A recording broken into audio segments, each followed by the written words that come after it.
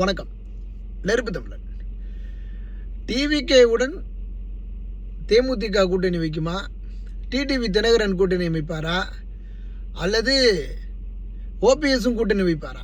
அப்போ 3 பேரும் நெருக்கமாக இருக்க மாதிரி தெரியுது.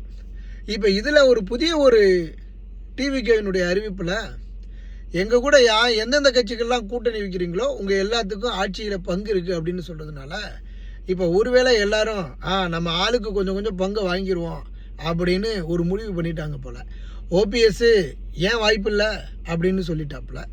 நம்ம அண்ணன் டிடிவி ஏற்கனவே சொல்லிட்டாரு, விஜயால் ஒரு பெரிய தாக்கம் இருக்குங்க, நீங்கள் எவன் என்ன வேணாலும் நீங்கள் கருத்து கணிப்பு நடத்திங்கனாலும் விஜயால் வரக்கூடிய தாக்கத்தை மாற்றவே முடியாதுங்க அப்படின்னு அவர் ஏற்கனவே சொல்லிட்டாரு.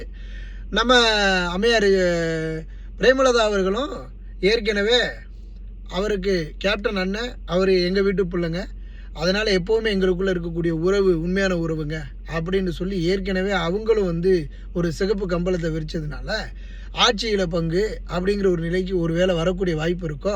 அப்போ அதனால் இப்போ டிவிகேவினுடைய தலைமையில் இவங்கெல்லாம் வந்தாங்கன்னா ஆட்சியில் பங்கு கிடைக்குங்க. இப்போ டிடிவி தினகரன் போயிட்டு பாரதிய ஜனதா கட்சி கூட முட்டு கொடுத்தா என்ன நடக்க போகுது? ஒரு முட்டு நடக்க போகிறதில்ல. ஆட்சியில் பங்கு கிடைக்குமா? கிடைக்காது. டிடிவிக்கு நம்ம ஓபிஎஸ் ஐயாவுக்கு ஆட்சியில் பங்கு கிடைக்குமா? அதிமுகவிலேயே இடம் இல்லை, அப்புறம் இவருக்கு இப்படி ஆட்சியில் பங்கு கிடைக்க போகுது. ஒருவேளை டிடிவியோட இணைஞ்சு அதுக்கப்புறம் டிவிகேயில் இணைஞ்சிட்டா ஒருவேளை ஆட்சியில் பங்கு கிடைக்கலாம்ல. அப்போ அதற்கும் வாய்ப்பு இருக்குதுங்க.